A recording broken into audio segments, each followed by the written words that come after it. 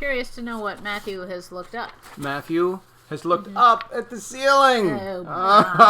We're jumping into it so fast because we don't have time not to. The Real McCoys, that's it. Greetings. That's greetings. Hello. Water, don't have any water. We're skipping that. Robbie what? Robbie theme song. We're going to let Robbie feel a little hyped up. We're going to give Robbie some love. We're going to listen to just the Robbie theme song. Thanks. No other theme songs, just Robbie. Robbie. Robbie is cooler. Robbie is cuter.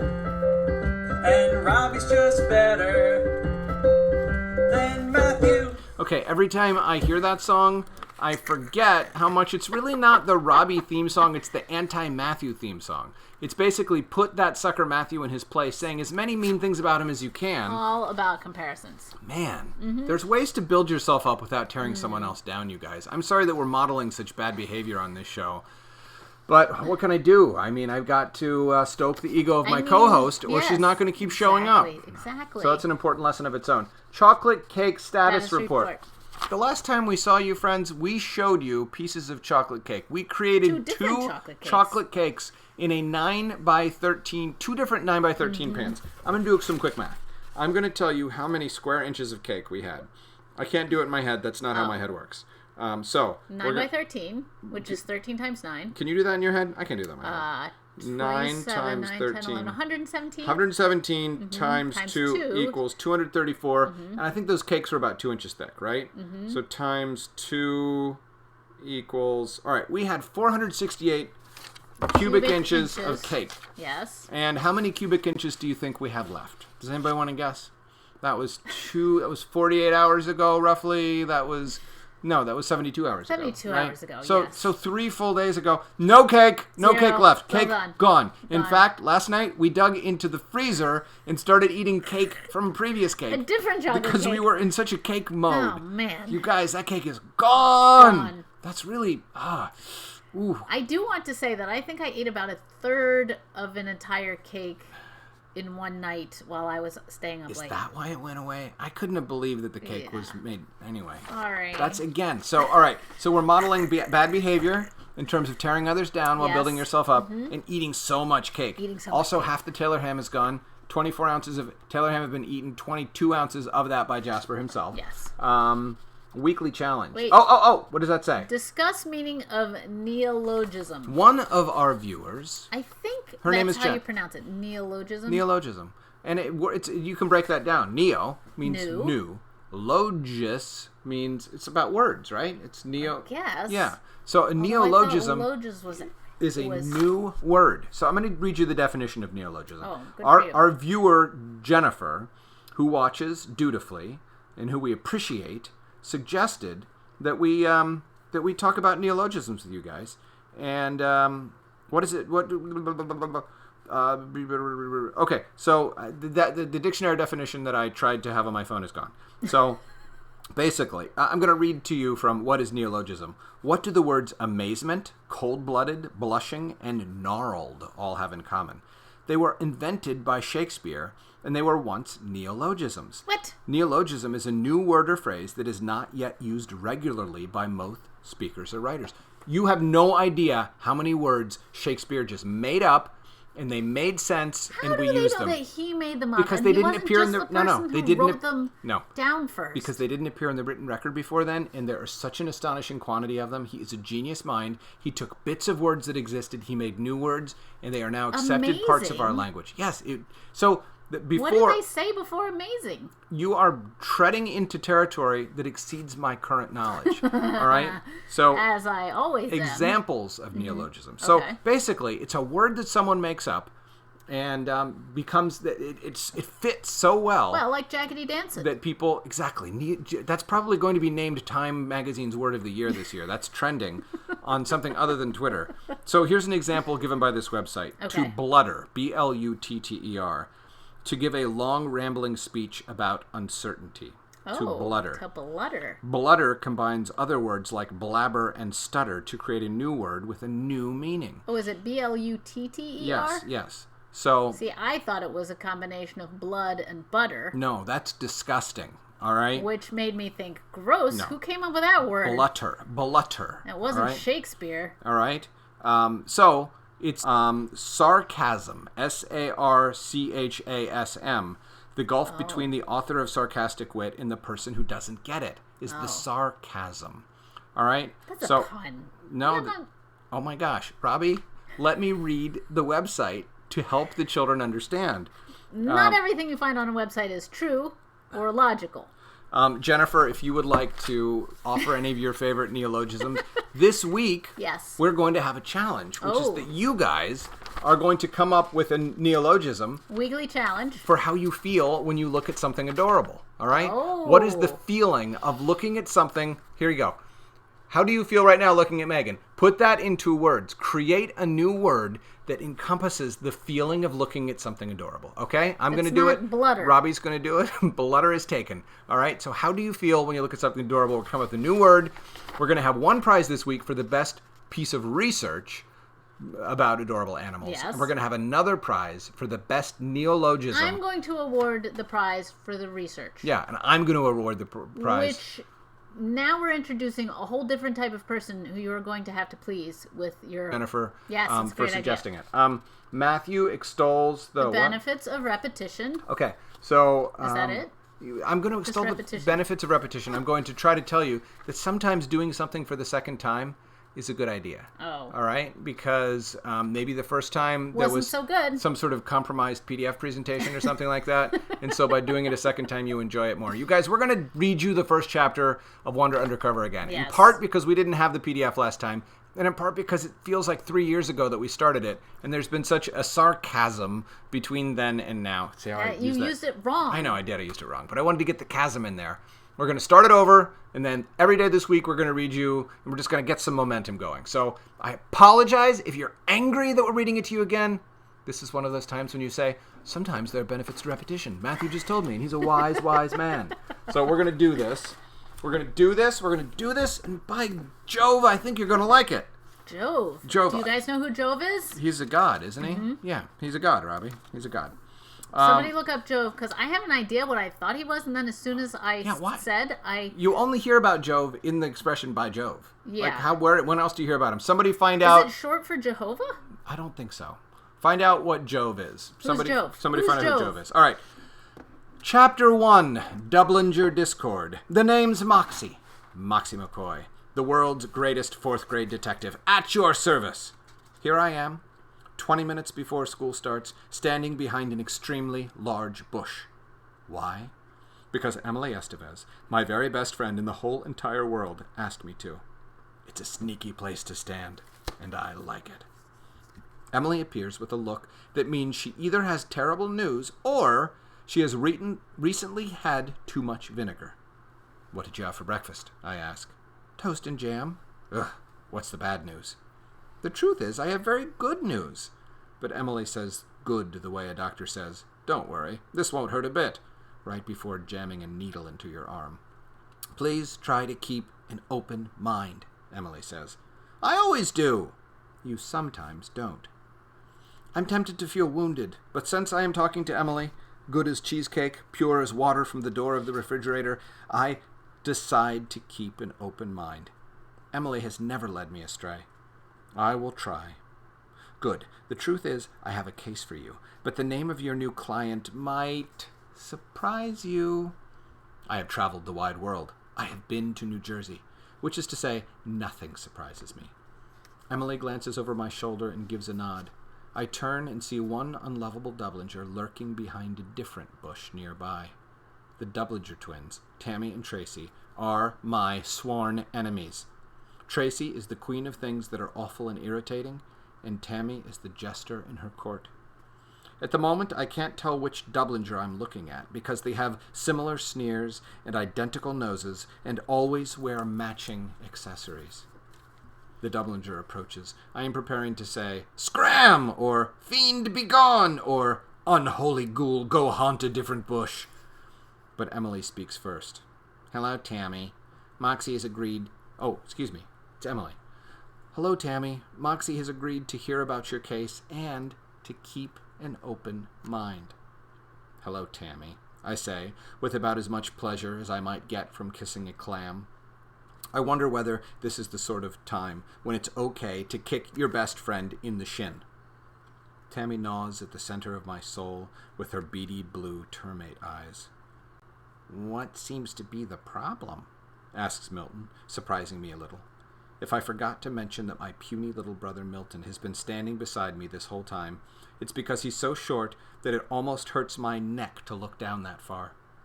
Milton fancies himself a detective, and technically we're partners, so I let him tag along when I'm working on cases. He sometimes says useful things, but mostly he collects dust and resembles a miniature accountant. Well, I ask, tapping my foot to make perfectly clear how little patience I have left.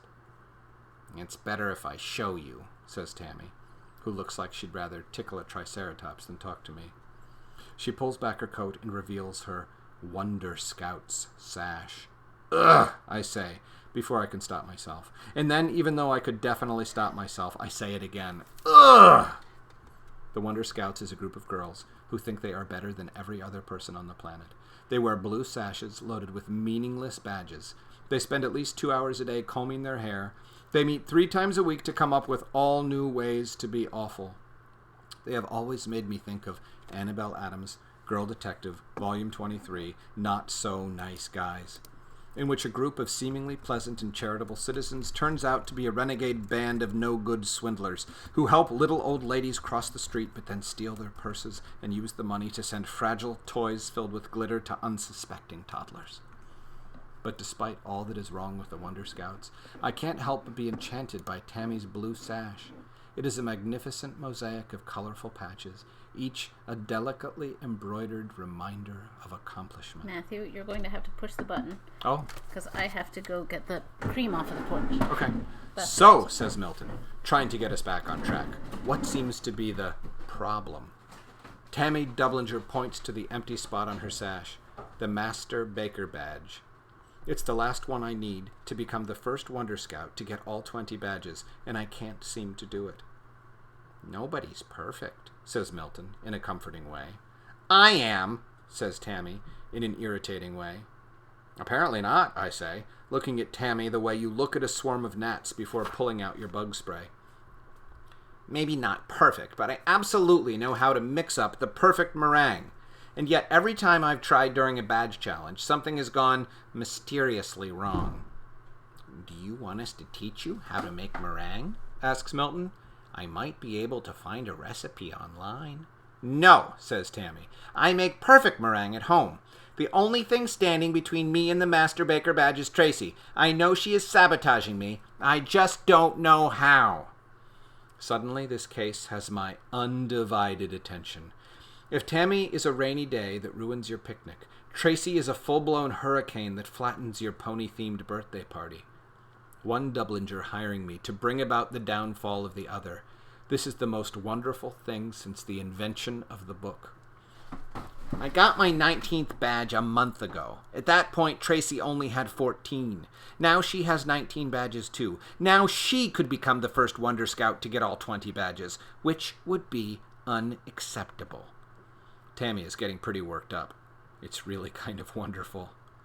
What exactly do you want us to do? I ask. Figure out what Tracy is doing to keep me from winning the badge. Expose her as the sneaky, lying cheater that she is. Tammy pulls $1 from her pocket. Will you take the case? She asks, suddenly reluctant, as if asking a giraffe to lick her earlobe. Milton and I lock eyes. The challenge is clear, but the answer is, oh, heck yes. We've been looking for the next big case. And this one is the real McCoy. All right. Oh, is that it? That was it, Robbie. I almost did a good job. I flipped the first one on time and the second one I forgot. So. All right. There's a challenge. Kylie has a challenge for me. Oh, it's a math challenge. Oh. I want to say. Why is Kylie making you do a math challenge? I don't know. I like math. Yeah. Not the greatest at it, but I still like it. So, Matthew, tell me the numbers. Okay. 100. Yes. Plus 1,000. Which is 1,100. Plus 908. 2008. Plus 745. 2,753. I think you're right. Did she get it right, Kylie? 2,753. I think she did. All right. Also, Jove. Yeah. Is another name for Jupiter. Oh. Which is another name for Zeus. Oh. Now, who is... Thank you, El Puppy. Janus. Janus is a character in another book that I wrote. It's in book 1. Janice. Ooh, oh, you mean January Janus. Janus. Janus. I don't know. Somebody look it up. Well, Robbie, we got so much left to do. My gosh, There's no time for sorry. this dilly-dally. I'm sorry. Okay, what does this say? Thank you, El Puppy, for looking up Jove. Robbie shares finished Coco painting. Okay. Can you show these folks the Coco painting? There is Coco in her final state. There she is. It's a little hard to tell, but with the shadows, I put some little wrinkles on the bridge of her nose. And we'll be putting this up on eBay today. Yeah. So if you are feeling so inclined, you can find it there and you can get... Oh. Yes. All right. What does that say? Robbie shares her finished Coco painting. Robbie throws shade. Okay, go ahead. I can't just throw shade on This command. is the agenda says you need to. Are you going to be... Robbie loves throwing shade when she's not asked to. I know. So why are you resisting it now? Why are you resisting it now? Throw some shade. This is your chance to let everybody know that you expect the research to be forthcoming. Oh, that kind of shade. Yeah. What kind of shade did you think I meant? I was prepared to throw shade at you. Oh, well, you already did throw shade at me. Yeah. Everybody saw it. Like, that was the inadvertent shade that I wasn't intending, that I knew was going to come. Throw shade at them. You know I'm going to do my research. I got Megan right here. I got all the proof I need. You never do research. Look, Matthew should be in detention at all times because he has never done a lick of research. Don't I get the showrunner's exemption? No. Yes, I do. You haven't done any research for any of these. Last week on Bear Week, I showed a picture of my 2 children next to the largest grizzly bear that was ever shot and stuffed and put in the airport. That's true. So I would like you to retract that. I retract that. So Robbie did what the agenda said. She just threw the shade at the wrong person. Throw the shade at them. Tell them the consequences of not doing their research. The consequences of not doing your research is that I will be disappointed. That's really all you That's should enough need. to motivate me to leap into action every month. Okay, all right. The shade has been thrown. What does that say? Matthew comforts you. Matthew comforts I you. see how you're setting yourself up here. You guys, you do need to send it by Thursday night. Yes. I forgot. I mean, the thing that I wanted to have be next on the agenda and that I was rushing Robbie along for isn't on the agenda. And that is that I need your help with ideas for the story that I'm going to write about adorable animals. Last week, you guys did such a great job of coming up. Now, guys, really challenge me. Give me, all right, I need a character. I need the main character of the book about adorable animals. Yes. Who's it going to be? What kind of animal? Yes. If you want to give me a name of that character, throw it at me. Throw it at me like spaghetti. See if it sticks. I want to know what the problem is. What is the adorable animal trying to accomplish? What is the adorable animal's dream? What sort of a cage is the adorable animal in? What sort of slippery pit has it fallen into? You tell me. What's the problem? What is the obstacle? Who is standing at the edge of the pit with a ruler, poking the adorable animal in the eye as it tries to climb out? The adorable animal might not be adorable. The main character. That's true. That's the true. adorable animal could be who saves whoever the main character is. It could be whatever you want. But I need you guys did such a good job that I need more. Bring it to me right now or I'm going to throw shade at you like you've never seen shade before. Robbie gave you like a 2 on a 2 to shade. I would give you at least a 3. Yeah. I'm going to throw some withering shade at you. All right? A koala named Lulu. Oh, I like this. More. I want more. I want a setting. Lulu I want and a vehicle. If there's a chase scene, what kind of vehicle should it happen in? If there's a ladder, what color is it? I want to know if they catch a cold. If there's a ladder, what color is it? Yeah. You want to know that level of detail? I thought you wanted sort of Robbie, more general. I want these kids to write the story for me. All right. So Maeve I don't has have to write suggested it. a koala named Lulu. Oh, this is Maeve. Okay, Yes. make a slime ball. Slime ball. Okay, a slime ball to me sounds like the villain. The villain. So what if the slime ball were in fact the adorable animal? What if the slime ball was in fact the just ironically adorable thing? Maybe it's a slime ball with huge eyes, and you're like, oh. A slime ball is not an animal. Okay. The one thing that is factual about adorable animal versus opinion is the animal part. We all know what an animal is. Do you know what writers like to do? Writers like to flout seeming rules and restrictions and make things up the way they want to make the world, because we are fundamentally creative visionaries who imagine a better reality in which there is room in the animal kingdom for slime balls. I think Robbie, that is not true of all writers. Well, some writers like to be factual and like to present the world as it is. I don't understand those writers. Shine light on the absolute truths I can't identify that we all experience. Truth to me is a problematic place to be because it's so limiting. There's a certain number of things that are true, and then if you try to step outside, you get in trouble. So I'm not going to write any sort of historical fiction. You guys, I'm going to write fictional fiction. Mm-hmm. That's my... okay. How are we doing here? A giant treetop koala paradise with a spaceship. I like that. Okay. Oh, no, that's a rabbit with a spaceship. Rabbit with a spaceship. I like how he didn't... Or a guinea pig. I don't know what that... That's a rabbit. Is that I think the ears are tall enough to be a rabbit. Okay. Would you like to resume your talk about gods while we're waiting for the... Janus is the Roman god of doors. Okay. Oh, right. So we knew that. We Milton knew that from book one. Yeah. But I was Is that all he does? I thought that January was named after... Jupiter? Was Jupiter? Jupiter. Jupiter is Zeus, right? Right. It's not. January is not named after Zeus. Okay. January is named after Janus, the god of doors. Gods should not have the same Here's letter my point. starting their names. If there's a god of doors, does that mean there's also a god of Swiss cheese? Let me tell you. What? I don't know about the Greeks. Right. But in Japan, there are gods of everything. Oh. They have And there's seasons of everything, right? Oh, this is another thing we've learned recently. Did I tell you guys this or not? I don't think so. Well, let's tell them again. Okay, so... Well, first I want to tell you about the gods of everything. If you go to a shrine, so Japan is they sort of have taken a bunch of different religions and they put them all together, and the Japanese are very good at sort of what is it called? I don't know. What are you trying to say? Appropriating. Oh, sort of like taking other cultures, ideas, and sort of blending them into their own so that it makes kind of a new version of whatever it is. So one of the things is that they started out with these sort of animal religions where there were different animals that represented different ideas, and then Buddhism came, and then anyway, so all these different religions. So sometimes when you go to shrines in Japan, there are different gods for all different things. Like there's a god of passing your driver's test. So if you were taking a driver's test, you make a little note to that god and you hang it on his shrine. There's a god for getting married. There's all different gods. Wow. There's a god for babies. There's a god. I wish I had known things. about the god of the driver's test when I took my driver's test in Kansas back when I was 16. I did pass. Okay. It was a little harrowing.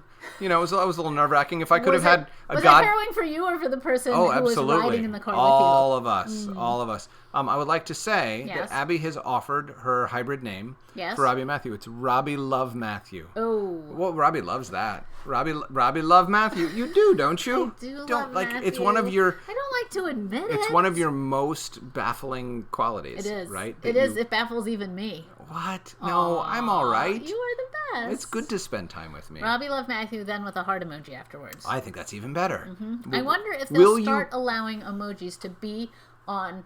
I'm thinking right here.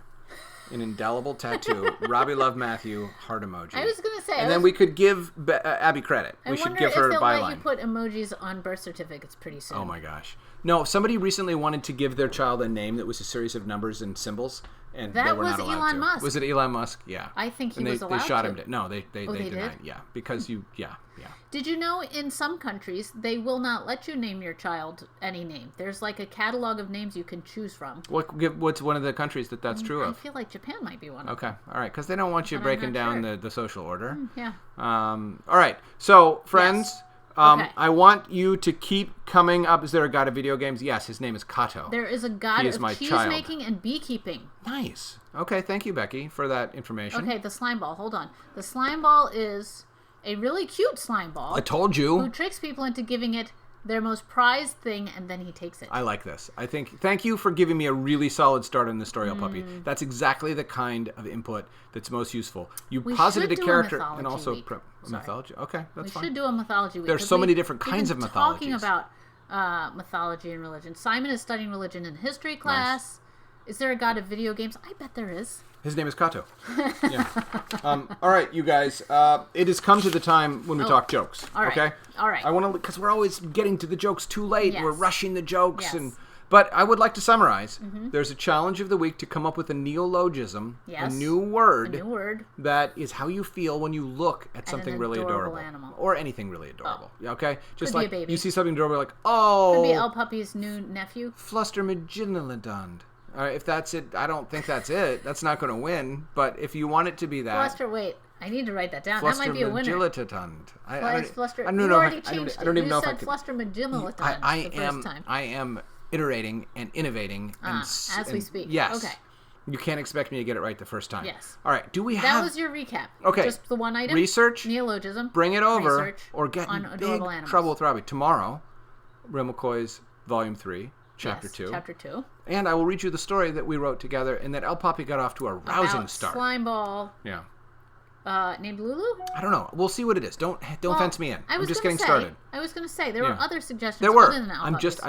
I liked El Papi's framework. All right. Okay. I admire other things too. I'm not saying El Papi is the only and the best. All I'm right. saying she's one of many, but I appreciate her contributions. All right. El Papi, look what a hard time Robbie is giving you. I'm just trying to give other people some this room is the time who weren't quite as to consider in your their fan club affiliation. That's all I'm saying. All right. That's all I'm saying. I'm offering you a lifeline here, El Papi. Okay. Yes. All no jokes? looked up the god of video games is And? Okami. Whoa.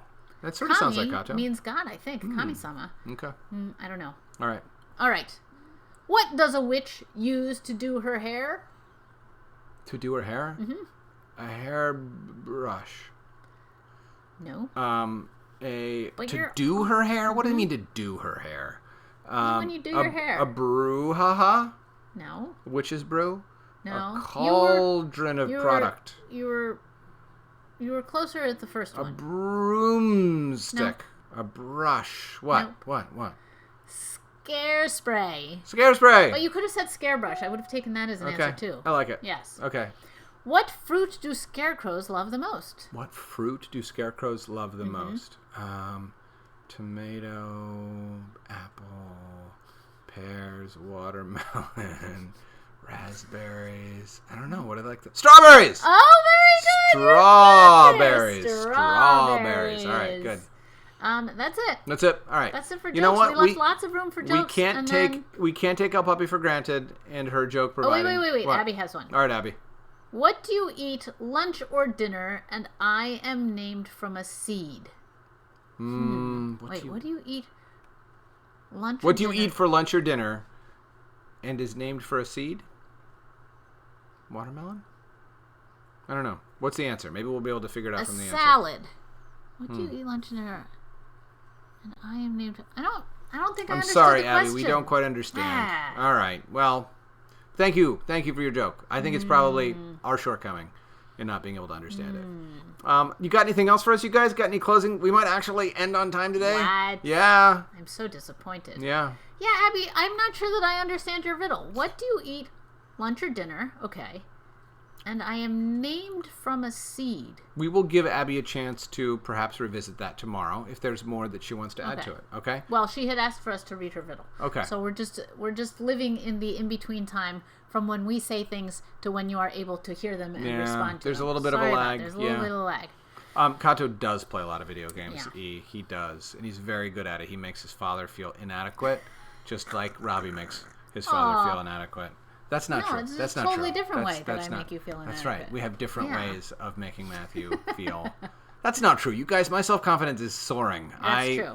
Yes. Yeah, probably Nobody's a little too high. stopping him. Yeah. All right, you guys. It's been fun. All right. It's been real. Yes. It's been about 60 minutes. Now it's time to go. We got things to do. We got other things to do. Matthew has to write a story. I do. I have to. You guys gave me a good what do I have start. to do? I can tell you. Do you want me to tell you before or after you? And do you want me to tell you now what you have to do?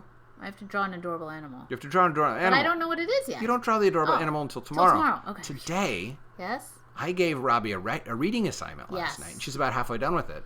I gave her something new to think about that I want to write about, and it. You're being very vague. Well, Matthew has written a summary of a 7-book series that he wants to write. He's written the first book of. Right. So he had to sort of write to explain to me what the rest of this, what's going to happen in each of the next books. And my job is to say, this doesn't make sense, or this makes sense, or I like this, and I don't think this is working. You have 2 jobs. Yes. One is to look at the whole thing and say, I think that either is or isn't interesting. Yes. Overall. Yes. And then to look at each little bit of it and say, either I think this is really fun, or I think this is not as interesting, or this is super confusing. Right. So I want a macro, which means really big, a macro feedback. and I want micro feedback. Right. So I want to know about the whole, and I want to know about the parts. Yeah. And I gave that to Robbie last night, and she read about half of it last Yes. night. But you guys, the summary document is as long as a novel. Yeah. So the summary document is 25,000 words long. So the fact that Robbie got through half of it last night, I think is pretty good. Thanks, man. But Robbie has not said one word so far. She's being completely... Well, I have to write down all my notes before I know. I have to read the whole thing before I know what I think. I want you to read the whole thing. Yeah. But, there's a little bit now of we're not on time, says El Puppy. Oh. Yeah, we went over. Sorry. We started talking about something else. We did. We're wont to do that. Yes. That means we are inclined to do that. O-N-T. It means it is our inclination or tendency. Yes. Sometimes we do that. And you know what? Mm-hmm. You can just turn it off anytime. That's right. You can say to heck with you guys. Whenever you want. It's been fun though, guys. Yes. It's been real.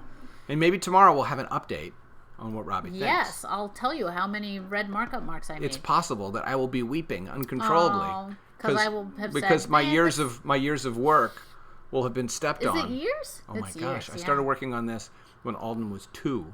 Yeah. No, like 18 months old. So it's been a decade since I wrote the first book, the first version of the first book in this series. It's been about 2.5 years since I started turning it into a larger arc, and it's really been the last couple of months. Yeah. One of the nice things that has happened from staying home and not going out is I've had a lot more time to work on it. So all the school visits we had were canceled, and a lot of things I've had time to work on this that I hadn't planned on. So I've actually made more progress on it than I thought I would, and it's been super fun. So even if Robbie doesn't like it, I really like it. And if Robbie thinks that I can make it better, I'll make it better. I was going to say, if Robbie thinks it's a smoldering heap of awfulness, I read the first book and I really like the first book. Good. Yeah. Good. All right.